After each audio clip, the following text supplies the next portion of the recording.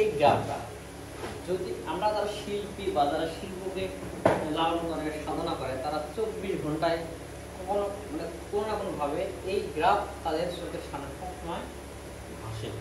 যদি আপনার ভেতরে এই গ্রাফ তৈরি মানে যার এই গ্রাফটা তৈরি করার ক্ষমতা যত বেশি তার হাতে এই শিল্পকর্ম তত সুন্দর হবে।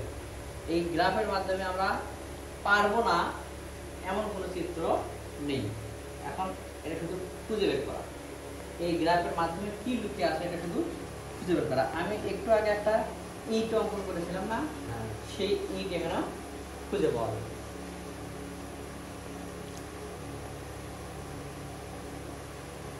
এর আগে যেটা টান দিয়েছিলাম এটা আর এটা, এই টানটা দেওয়া আছে দেখেন কোথায়, এটা আর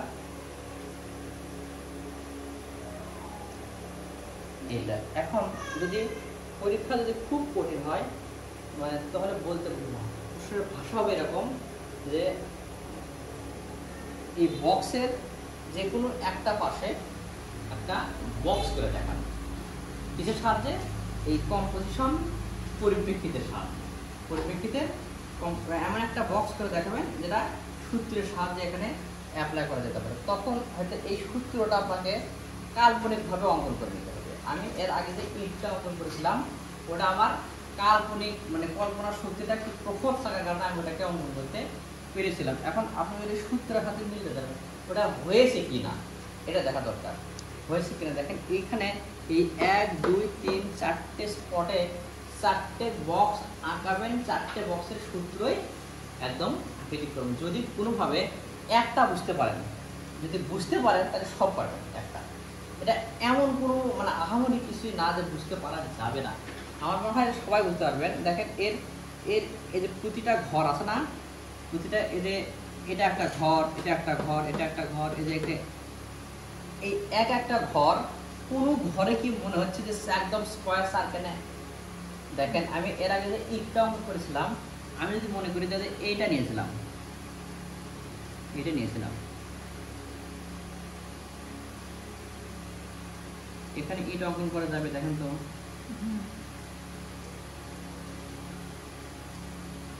এই যে বলেছিলাম একটা কথা বলেছিলাম যে ইটের এই পাশে একটু কি হবে, চিকন হবে, আর এই পাশে একটু উড়া হবে। দেখো এটা কি আমার সূত্রের সাথে মিলে গেছে?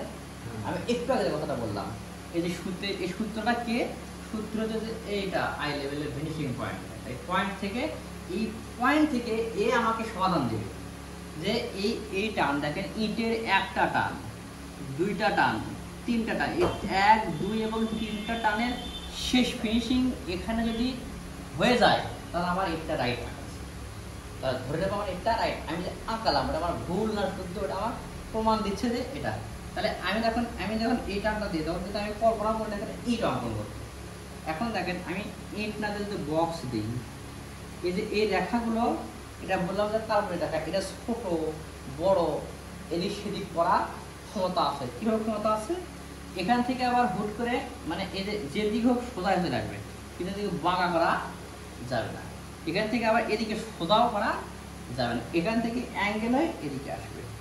আমি যদি এখানে একটা বিষয় দিয়ে দেখেন আমার বক্স আমি খুঁজে পেয়েছি না, এই ইটটা এই পাশে যদি অঙ্কন করে অঙ্কন করা যাবে না? দেখেন এই পাশে অঙ্কন করি,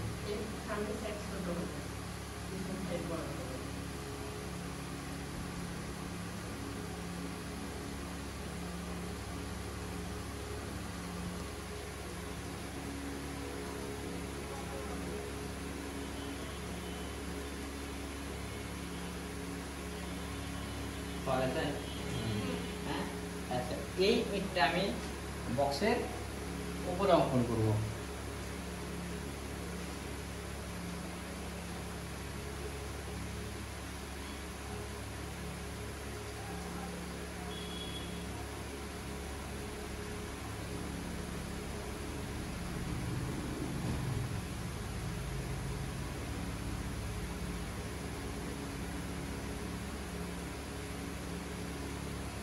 মিলে গেছে? এটা এই পাশে দেবো,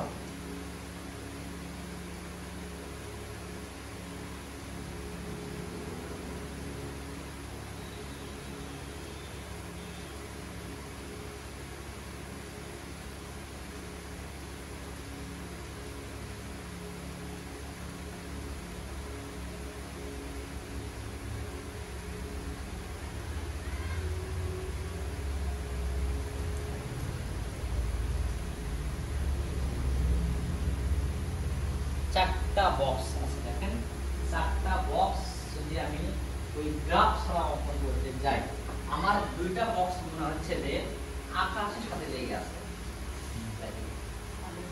মনে হচ্ছে সাথে সাথে লেগে আছে। আর দুইটা ইট বা বক্স মনে হচ্ছে কি মাটির সাথে লেগে আছে। এই আকাশের সাথে লেগে থাকা আর মাটির সাথে লেগে থাকা যে পার্থক্যটা, এই পার্থক্য যে ধরতে পারবে আর এই পার্থক্যটা যে অঙ্কন করতে পারবে এই গ্রাফ ছাড়া, ধরে নিতে হবে তার ভিতরে শিল্পের শিল্পের কিছু একটা তার ভিতরে আবিষ্কার করছে। এটা দেখা যত সহজ, অঙ্কন করা এরকম সহজ হতে পারে একটু বুঝলেই, আর না বুঝে অঙ্কন করলে খুব কঠিন। দেখেন এই যে ইটটা, এই ইটের একটাও আমি এই আটটা যখন আমি দিই, আমি কি তখন ভেবেছিলাম যে এখানে আমি এই একটা ব্যবহার করবো? আমি কিন্তু ভাবিনি, আমি আন্দাজ দিয়েছিলাম, আমি ইচ্ছে মতো দিয়েছিলাম, কিন্তু আমার কেন জানি মিলে গেছে, সবগুলো ইট মিলে গেছে। এখন এই যে যদি আমি কল্পনা করতাম যে এটা একটা ইট হবে এবং সেটা আমার মিলে যাবে, এটা এই কল্পনা করাটা অনেক কঠিন, কিন্তু মিলে যাচ্ছে। এই মিলটা আপনারা সবার হবে। দেখেন এই এটার শুধু একটা মিলে নাই, মানে একটা টান মিলে নাই, সব কয়টা মিলে গেছে। এই যে আমরা যে একটা ইট অঙ্কন করলাম, যে এই টানটা আমি কোথায় পেলাম? দেখেন ওই যে ওর সাথে, ওটার সাথে সূত্র বলে ওটার সাথে। এই টানটা এদিকে দিলাম, কার সাথে মিলে গেছে? এটার সাথে। আবার এই যে এটা দিচ্ছি, এটা মিলে গেছে এটার সাথে, এটা মিলে গেছে ওটার সাথে, এবং এটা মিলে গেছে ওইটার সাথে। তার মানে একটা বক্স, একটা ফাঁকা জায়গায় একটা ইট অঙ্কন করা, একটা বক্স অঙ্কন করা, আমাকে কতটা সূত্র মাথায় রেখে একটা বক্স অঙ্কন করতে হবে। এইরকম একটা বক্স অঙ্কন করতে পারলে আপনি পাস। এখানে পাস আমার কাছে শুধু বোর্ড আপনাকে বলবে যে আপনি বুঝে গেছেন। এটা কোথায় আসতে পারে? নিবন্ধনের মতো কঠিনভাবে পরীক্ষা নিলেও আপনি এই একটা বক্স যদি বুঝতে পারেন, আই লেভেল আমি বলেছিলাম না একটু আগে, আই লেভেলের আমি ধরে নেব যে এটা আমার আই লেভেল, আমার কি লেভেল? চোখ। আমি এখানে চোখ দিয়ে এখানে যদি তাকায় থাকি, তাহলে এই যে এখানে চোখ দিয়ে তাকায় থাকলে, চোখ দিয়ে তাকায় থাকলে তো মনে সব কিছু একটু দেখা যায় না। আমি যদি এই বরাবর দাঁড়িয়ে থাকি, দাঁড়িয়ে থাকে যদি একটা বক্স অঙ্কন করে, দেখেন এই বক্সের আমি কি দেখতে পাচ্ছি? এই বক্সের এই সাইড দেখতে পাচ্ছি, এই সাইড এবং নিচে। কেন?